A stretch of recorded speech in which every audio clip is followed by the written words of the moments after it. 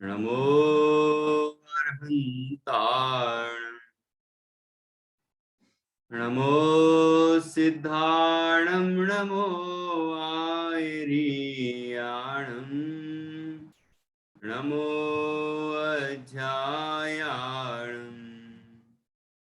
नमो लोये सव्यसाहुणम्।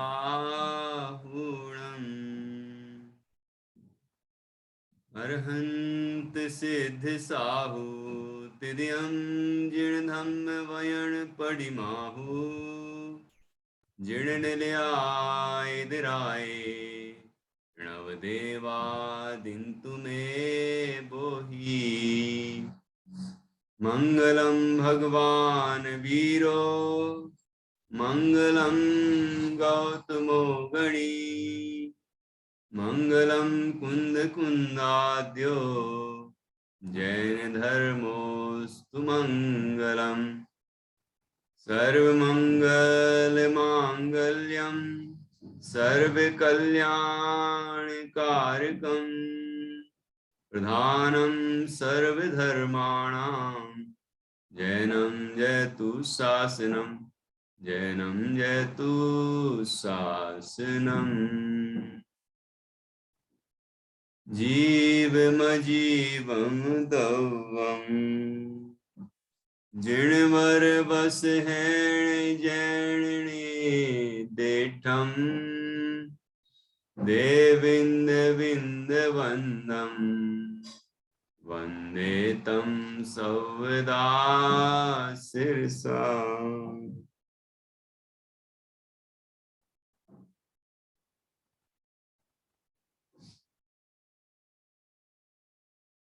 आचार्य श्री नेमिचंद सिद्धांति देव द्वारा रचित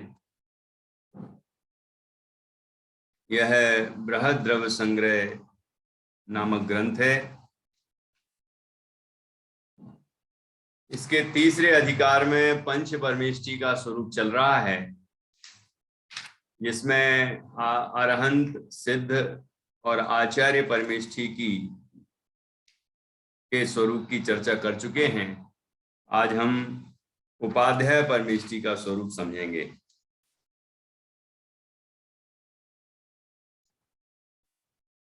यह पंच परमेष्टि का प्रतिपादन करने वाली गाथाएं 50वीं गाथा में अरहंत परमेष्टि का, 51वीं गाथा में सिद्ध परमेष्टि का,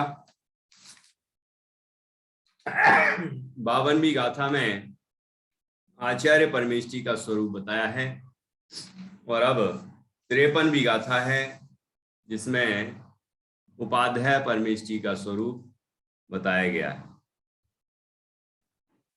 तो इसे हम समझते हैं। एक तो नमोकार मंत्र में जो पद हैं, 5 पद, इनके माध्यम से जिसका ध्यान किया जाता है, जो इस इन पदस्थ ध्यान का जो ध्येय है, ऐसे 5 परमेष्टि, तो अरहंत, सिद्ध, आचार्य, उपाध्याय, साधु, 5 परमेष्टियों में ये बात आई है कॉमन सामान्य रूप से। ऐसे यहां भी आया है उपाध्याय नमो वज्जायाणम पद से, पद के जो वाच्य हैं, नमो वज्जायाणम यह पद है। इस पद के माध्यम से जिनका ध्यान किया जाता है वो उपाध्याय परमेष्टि हैं।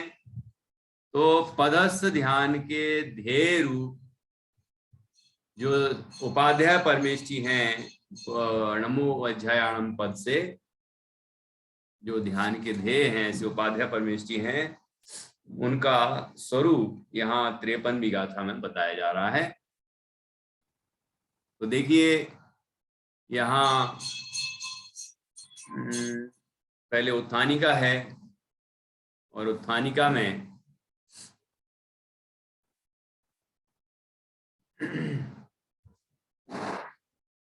हिंदी में देखेंगे नीचे, इसके संबंध में चर्चा की है, इस गाथा के संबंध में पढ़ते हैं पहले कि अब स्वशुद्धात्मा में जो उत्तम अध्याय अभ्यास वह निश्चय स्वाध्याय है। निश्चय स्वाध्याय क्या है? स्वशुद्धात्मा में जो उत्तम अध्याय अभ्यास वह निश्चय स्वाध्याय है। इसमें अपने आत्मा की अनुभूति का अभ्यास है, अनुभूति रूप परिणमन है, वही वास्तव में स्वाध्याय है। स्वशुद्धात्मा में जो उत्तम अध्याय अभ्यास वह निश्चय स्वाध्याय है। वह निश्चय स्वाध्याय जिसका लक्षण है ऐसे निश्चय ध्यान का परंपरा से कारणभूत नमो भेदाभेद रत्नत्रय आदि तत्वों के उपदेशक परम उपाध्याय की भक्ति रूप और नमो वज्रायाणम इस पद के उच्चारण रूप जो पदस्थ ध्यान उसके ध्येयभूत उपाध्याय परमेश जी का स्वरूप कहते हैं। कैसे हैं उपाध्याय परमेश जी? कि यहाँ पर पहले निश्चय स्वाध्याय बताया, फिर निश्चय स्वाध्याय जिसका लक्षण है ऐसे निश्चय ध्यान। ठीक है, निश्चय स्वाध्याय वही निश्चय ध्यान है,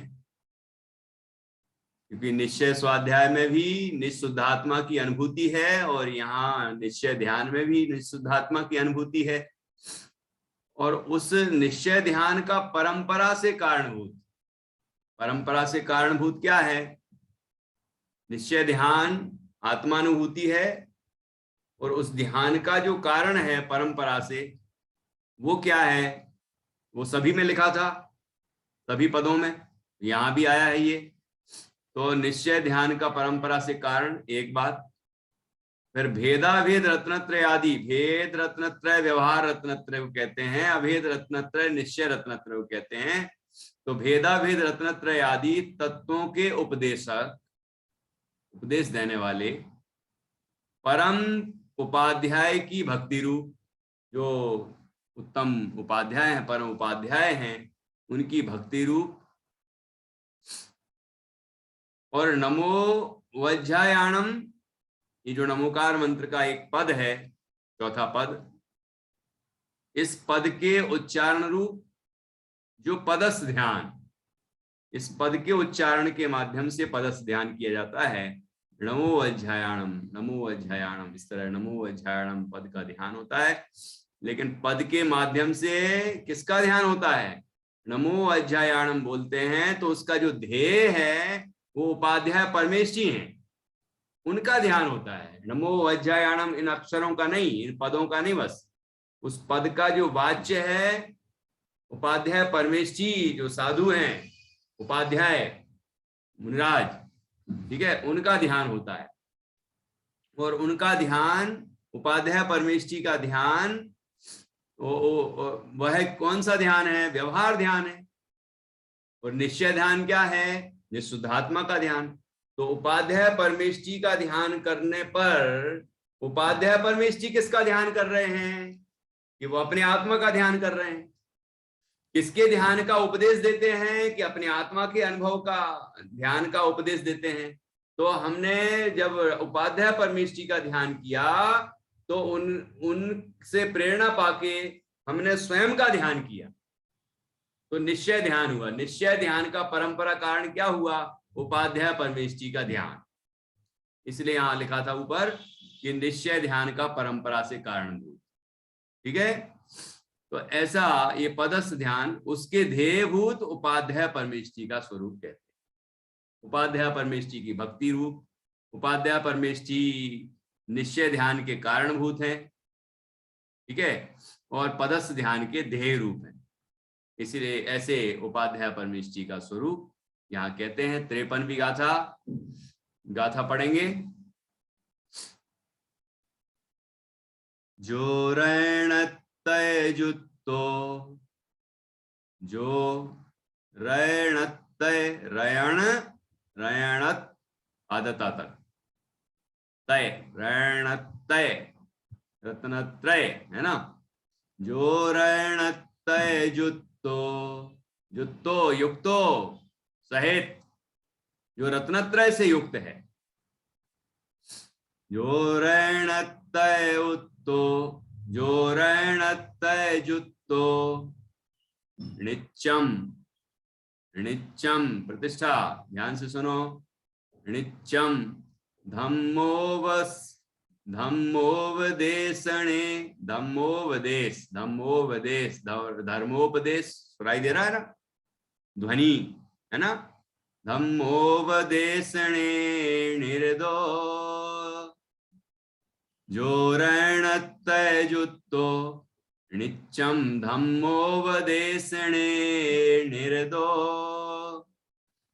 सोवझाओ अप्पा, सोवझाओ अप्पा, वह उपाध्याय आत्मा, यदिवर वसोणमो तस्, यदिवर वसोणमो तस्,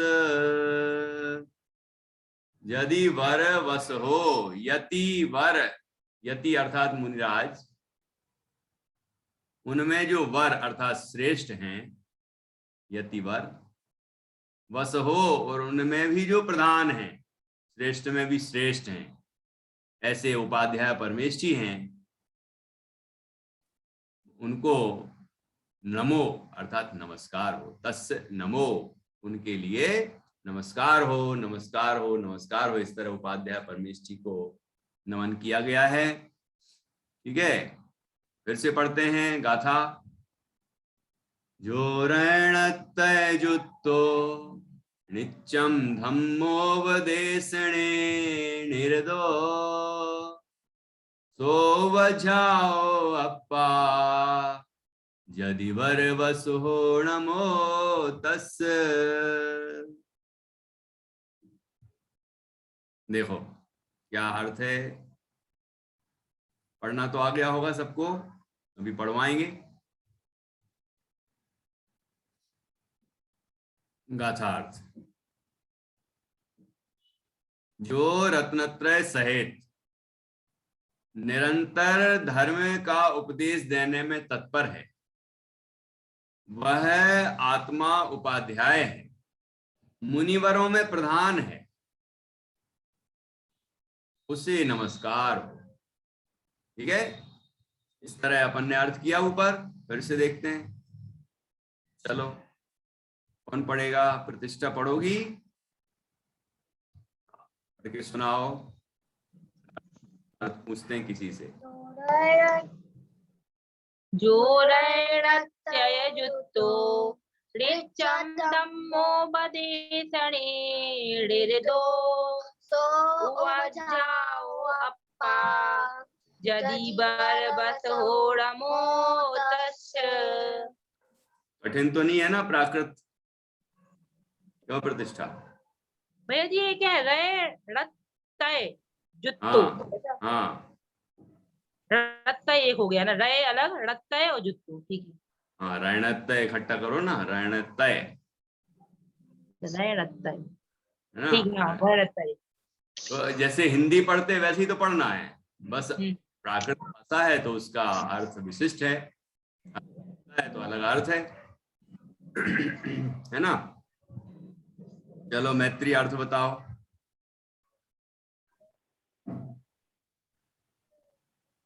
आवाज नहीं आ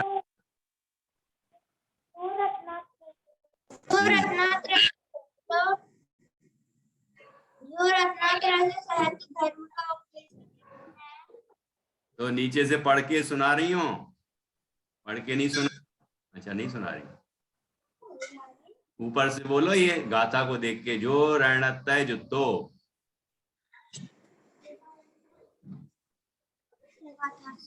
हाँ बोलो बोलो, नहीं आवाज आ रही। हाँ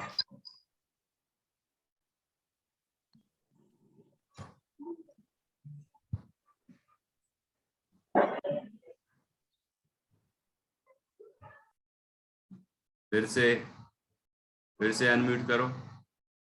नित्या और मैत्री कहाँ, वो जान्या कहाँ है?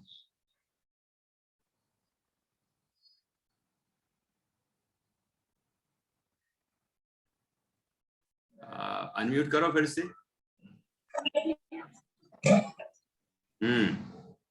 अब बोलो। अरे जानने आ गई, देखो हर दिन नहीं बैठती हो, क्यों जानने? अच्छा, मुझे लग रहा था कि परीक्षा चल रही होगी, पेपर चल रहे। ठीक,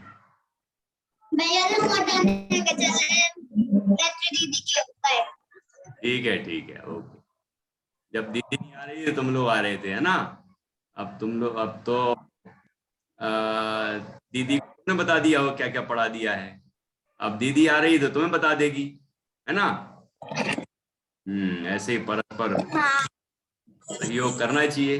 चलो, तो फिर मैत्री, यहाँ प्राकृत की गाथा को देख के अर्थ बताओ।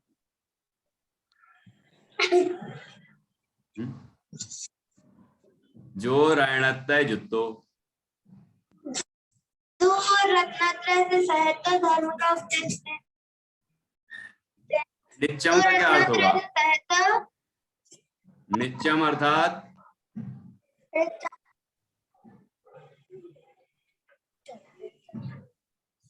नित्य, हमेशा, निरंतर। निरंतर धम्मोपदेशणे निर्दो, धर्म का उपदेश, धर्मोपदेश देने में निर्दो अर्थात निरत हैं, लीन हैं, तत्पर हैं। जो निरंतर धर्म का उपदेश, धम्म उपदेशणे, धर्म का उपदेश देने में तत्पर हैं, निरत हैं, संलग्न हैं। ठीक है ना? दो बातें, रत्नत्रय से युक्त हैं मतलब सहित हैं। दूसरा, जो निरंतर धर्म का उपदेश देने में तल्लीन है, तत्पर हैं, संलग्न हैं, लगे हुए हैं, है ना? और यदिवर वसो, यति वरों में, जो मुनिवरों में जो श्रेष्ठ हैं, क्योंकि सामान्य अपेक्षा आचार्य, उपाध्याय, साधु तीनों मुनिराज हैं, लेकिन तीनों में अपनी अपनी अलग विशेषता है। आचार्य की विशेषता हमने समझ ली, पंचाचारों का जो स्वयं पालन करते हैं, दूसरों से भी, शिष्यों से भी कराते हैं, है ना? वो सब अपन ने पढ़, तो वो आचार्य परमेश जी, ये उपाध्याय परमेश जी हैं। ठीक है, तो ये मुनिवरों में श्रेष्ठ, सामान्य मुनि है उनसे तो श्रेष्ठ है ना, तो उनमें श्रेष्ठ हैं, इसलिए यतिवर मुनिवरों में श्रेष्ठ बताया। ठीक है, ऐसे जो उपाध्याय आत्मा है, उपाध्याय आत्मा अप्पा, तस्य नमो, उसको नमस्कार हो। ठीक है, चलो अब बताओ, कौन बताएंगे? डॉक्टर निधि जी बताएंगे अर्थ।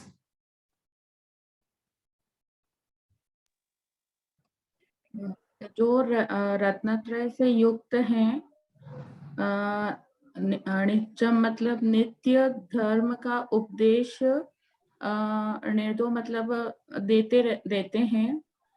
सो उवचाओ, वो सो उवचाओ अप्पा, वो उपाध्याय आत्मा है। जदीवर वस हो, जदीवर वस हो मतलब जो मुनियों में श्रेष्ठ हैं, उन्हें नमस्कार हो। क्या बात, बहुत बढ़िया, बहुत अच्छा। इस तरह आप लोगों ने बहुत अच्छे से अर्थ समझ लिया है। अब अपन उसके विशेष अर्थ पर चर्चा करेंगे। ठीक है, टीका।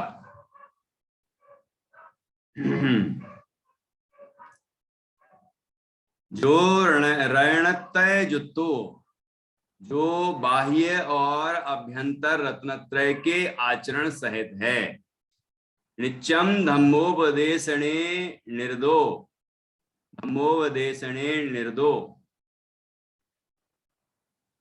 6 द्रव्य, 5 अस्तिकाय, 7 तत्व और 9 पदार्थों में निज शुद्धात्म द्रव्य,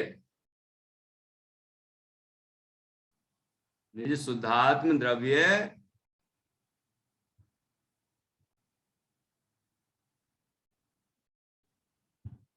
निज शुद्ध जीवास्तिकाय और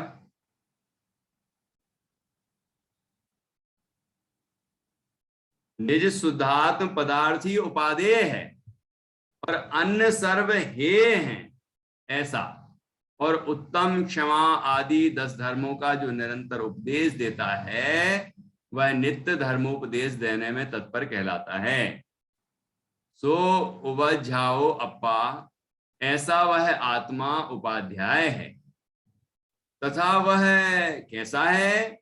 यदिवर वश हो, पांचों इंद्रियों के विषयों को जीतने से, निज शुद्ध आत्मा में प्रयत्न करने में तत्पर, ऐसे मुनीश्वरों में वृषभ अर्थात प्रधान होने से यतिवर वृषभ है।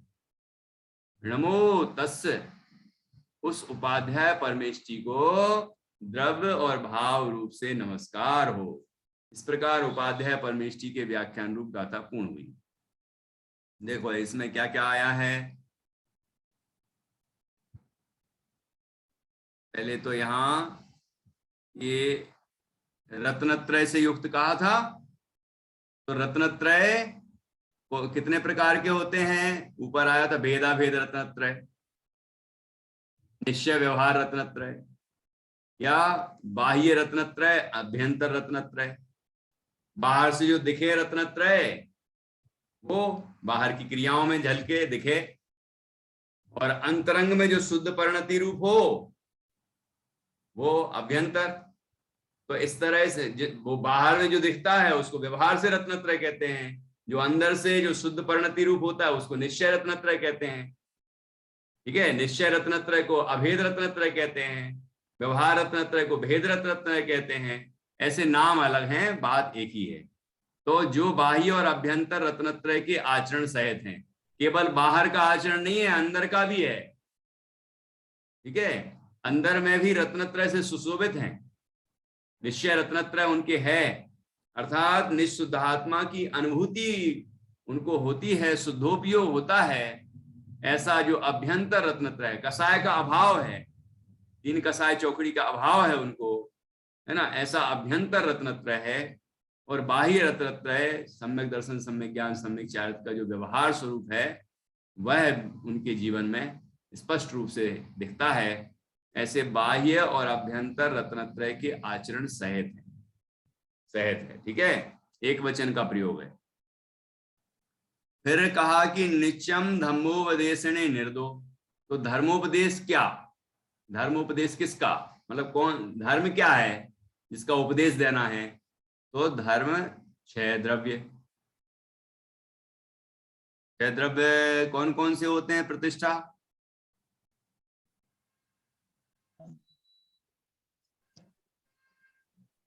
छह द्रव्य, जीव, बुद्धगार, धर्म, अधर्म, आकाश और काल। बहुत अच्छा। ठीक है, इसके बाद क्या लिखा है? 5 अस्तिकाय। वो कौन बताएगा? 5 अस्तिकाय मैत्री से पूछता हूँ।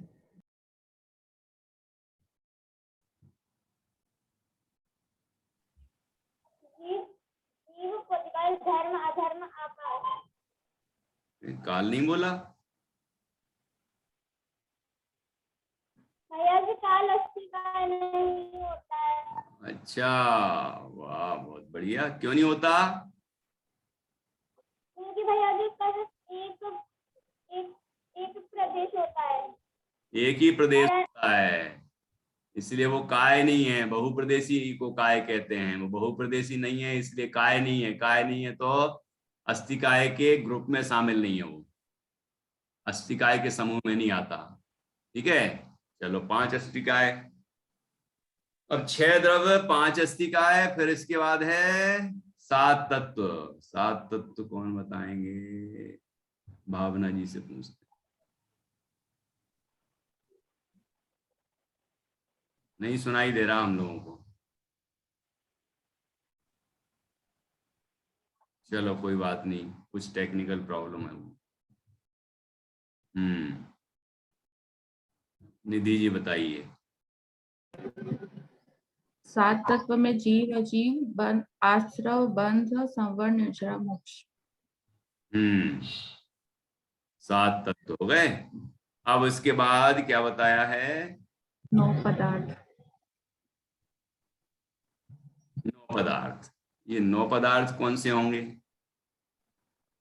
इसमें पुण्य और पाप और ऐड कर देंगे तो 9 पदार्थ हो जाएंगे। अच्छा, ठीक। पुण्य और पाप को मिला देंगे तो जाएंगे। अब ये तो हो गए 6 द्रव्य, 7 तत्व, 9, 6 द्रव्य, 5 अस्तिकाय, 7 तत्व, 9 पदार्थ।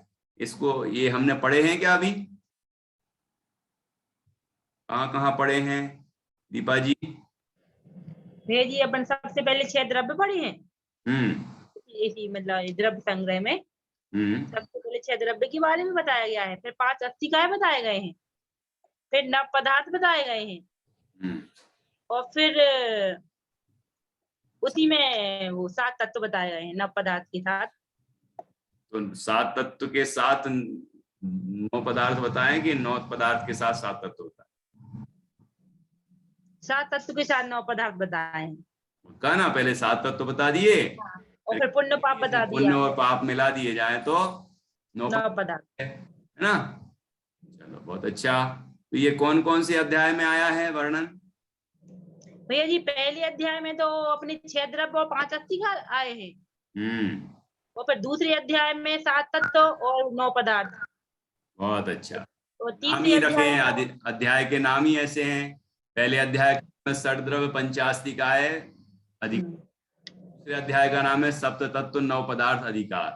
तो इनका नाम तो आई है, पूरा विस्तार से स्वरूप आया है, हे उपादेयपना भी आया है, सब कुछ बताया है ना। अब इसके बाद क्या पूछते हैं, यहाँ क्या कहते हैं, ये धर्मोपदेश चल रहा है, जो परमेश्वरी धर्मोपदेश देते हैं ना, वो धर्मोपदेश यहाँ बताया है। तो हम समझते हैं कि जो पूरा वर्णन अभी तक हमने किया है, ये सब उपाध्याय परमेश्वरी बताते हैं। ठीक है, इसका स्वरूप समझाते हैं, अभी समझाएंगे, निकलेगा अभी यहाँ। तो इन सब में 6 द्रव्य, 5 अस्तिकाय, 7 तत्व, 9 पदार्थ में निज शुद्धात्म, ध्यान से सुनना, क्या निज शुद्धात्म द्रव्य, निज शुद्ध जीवास्तिकाय। तो 6 द्रव्यों में कौन उपादेय है? निशुद्धात्म द्रव्य। द्रव्य कौन सा उपादेय है? उपादेय आश्रय करने योग्य उपादेय एक जीव द्रव्य है, ठीक है ना, हम स्वयं। तो 6 द्रव्यों में एक जीव द्रव्य उपादेय, 5 अस्तिकाय में एक जीवास्तिकाय उपादेय है, ठीक है। 7 तत्वों में एक जीव तत्व उपादेय है, 9 पदार्थों में एक जीव पदार्थ ही उपादेय। आया कि नहीं आया? मतलब इतना वर्णन करने के बाद, इतना कुछ समझने के बाद हे उपादेय समझना कितना जरूरी है कि इनमें सब में उपादेय क्या, ग्रहण करने योग्य क्या, आश्रय करने योग्य क्या, किसकी शरण में जाएं, हम क्या करें, तो ये भी समझना बहुत जरूरी है और ऐसा प्रयोग करना जरूरी है। तो ये उपदेश देते हैं उपाध्याय परमेश्वरी, ठीक है। निज शुद्धात्म द्रव्य, निज शुद्ध जीवास्तिकाय, निज शुद्धात्म तत्व और निज शुद्धात्म पदार्थ। देखो सब में अलग अलग शब्द का प्रयोग है, द्रव्य, अस्तिकाय, तत्व और पदार्थ है। ही उपादेय है और अन्य सर्व हे हैं। अब अन्य सर्व में क्या क्या आ गया देख लो आप। निज शुद्धात्म द्रव्य उपादेय है, तो बाकी जो द्रव्य हैं वो कैसे हो गए, है ना, ख्याल में आ गया। और ऐसे ही अस्तिकाय में जीवास्तिका उपादेय है, तो बाकी सब ये हैं। और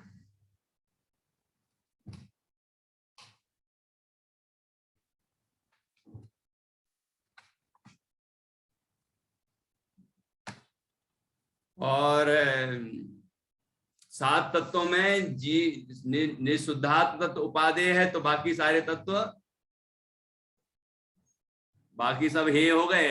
अब आश्रवन तो हे हैं ही, संबंध निद्रा प्रकट करने के लिए उपादेय हैं एक देश, मोक्ष प्रकट करने के लिए सर्वदेश उपादेय है, लेकिन आश्रय करने योग्य उपादेय तो एक जीव है।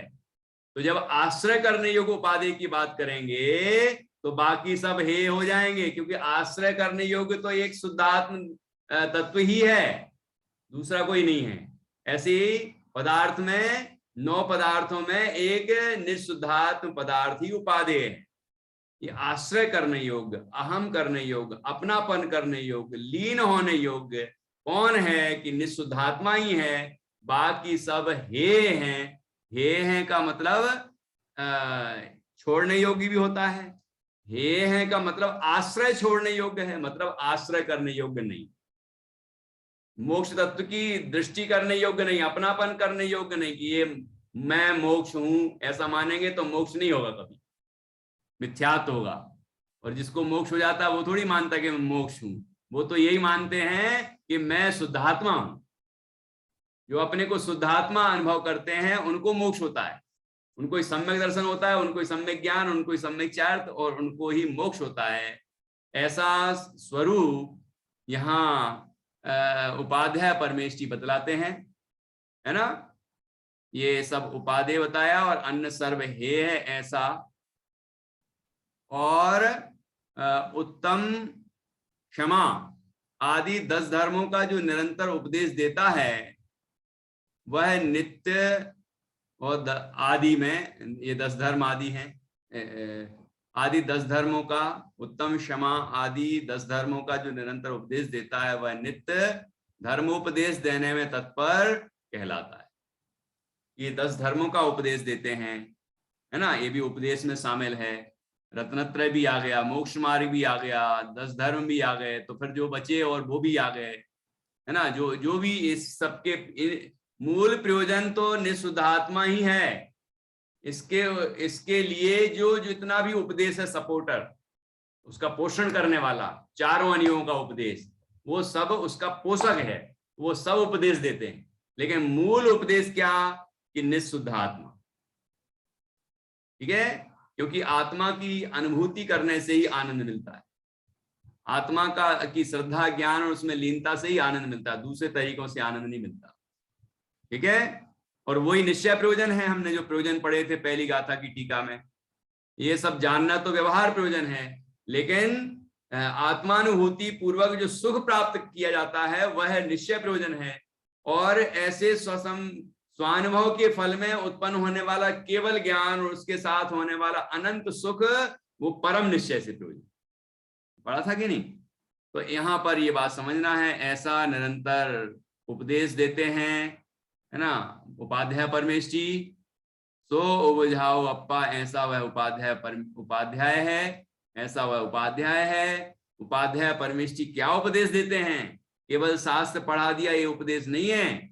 शास्त्र में क्या बताया है, उसमें क्या हे है, क्या उपादेय है, हमें किसकी श्रद्धा, ज्ञान, किसमें लीनता करनी है, किससे हमारा कल्याण होगा, ऐसा मूल प्रयोजनभूत जो उपदेश है वो देते हैं। उस प्रयोजन के पोषण के लिए अन्य उपदेश भी देते हैं, अन्य अनुयोगों के माध्यम से भी समझाते हैं, लेकिन मूल जो केंद्र बिंदु है वह उसमें शुद्धात्मा ही रहता है। जैसे कि आपने देखा होगा द्रव्य संग्रह ग्रंथ में अजीव की चर्चा चल रही थी, तो भी आचार्य ने जीव का उदाहरण देके जीव को वहां पर बताया, जीव का स्वरूप बताया, उदाहरण के रूप में आ गया जीव, क्योंकि वो ही तो मूल प्रयोजन भूत है क्या नहीं?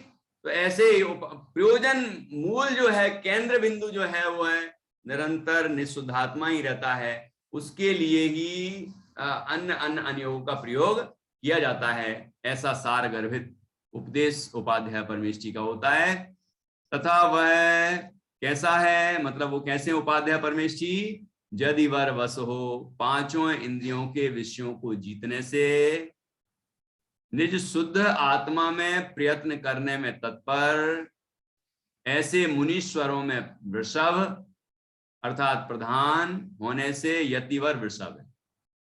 ये देखो, पांचों इंद्रियों के विषयों को जीतने से, पंच इंद्रिय के विषय स्पर्श रसना घ्राण चक्षु कर्ण इंद्रिय, है ना, पांचों इंद्रिय के जो विषय हैं उन विषयों को जीतने से, मतलब उनका राग छोड़ दिया, उनमें द्वेष छोड़ दिया, पंचेंद्रिय विजयी हैं, और उनमें तो राग रहा नहीं, पंचेंद्रिय का लक्ष्य छोड़ दिया, ठीक है, उनको जीत लिया पंचेंद्रिय के विषयों को, तो फिर क्या करते रहते हैं कि पंचेंद्रियों का लक्ष्य छोड़कर, पंचेंद्रिय के विषयों का लक्ष्य छोड़कर, पर का लक्ष्य छोड़कर निज शुद्धात्मा में प्रयत्न करने में तत्पर, अपने शुद्धात्मा में ही निरंतर प्रयत्न करते हैं, अपने स्वरूप में लीन रहने का पुरुषार्थ करते हैं। ऐसे मुनीश्वरों में, ऐसे सभी मुनिराज ये कार्य करते हैं, ठीक है। निस्वभाव साधन, मुनिराज निस्वभाव की साधना करते हैं, उनका मुख्य स्वरूप है। और उनमें जो, उन मुनिराजों में जो वृषभ अर्थात प्रधान होने से प्रधान है, वो यतिवर वृषभ उपाध्याय परमेष्टि, मुनियों में श्रेष्ठ, मुनिवरों में प्रधान श्रेष्ठ उपाध्याय परमेष्टि होते हैं। तो वो तो और अधिक अपने स्वरूप की साधना करते हैं, ठीक है। साथ में अन्य जीवों को भी, अन्य जीव, अपने संघ के जो अन्य मुनिराज हैं उनको भी इस मार्ग में लगाते हैं, अध्यापन के माध्यम से, शास्त्र पाठन के माध्यम से, है ना, तो प्रेरणा देते हैं। तो ये तो और ज्यादा उपकार हो गया उनका। ऐसे वो मुनिराजों में श्रेष्ठ उपाध्याय परमेष्टि होते हैं। नमो तस्य, उस उपाध्याय परमेष्टि को द्रव्य और भाव रूप नमस्कार हो। ये द्रव्य और भाव रूप नमस्कार हो, तो ये दो तरह का नमस्कार कैसे होता है ये? द्रव्य नमस्कार क्या कहलाता है? ये जो हमने नमस्कार किया ये द्रव्य नमस्कार, ये जो हमने बोला ये भी द्रव्य नमस्कार है, ठीक है। और नमस्कार करने का भाव आया, वो कौन सा नमस्कार है? आप सोचेंगे भाव नमस्कार है, व्यवहार से तो भाव नमस्कार कहेंगे उसको, लेकिन निश्चय से भाव नमस्कार क्या है कि मुनिराज उपाध्याय परमेष्टि ने जो हमें उपदेश दिया, जो शुद्धात्मा दिखलाया, उस शुद्धात्मा को हम देखें, अपने शुद्धात्मा का हम अनुभव करें, संवेदन करें, तो वो निश्चय से भाव नमस्कार है उनको, क्योंकि उनकी आज्ञा हमने मानी। तो यही उनके प्रति सच्ची भक्ति है, यही उनका उपकार स्मरण है, यही उनके लिए नमन है, ये भाव नमस्कार। इस तरह द्रव्य और भाव रूप नमस्कार हो। इस प्रकार उपाध्याय परमेष्टि के व्याख्यान रूप गाथा पूर्ण हुई। ख्याल में आया कि देखो कितना सुंदर स्वरूप बताया है ना। अब साधु का स्वरूप आगे आएगा, उसकी चर्चा हम करेंगे कल। आज तो उपाध्याय परमेष्टि का ही स्वरूप हमने समझा है। सभी गाथाएं अच्छे से याद करें, और टीका में जो विशिष्ट बातें आई उनको याद रखें, और हम इस तरह ध्यान करें।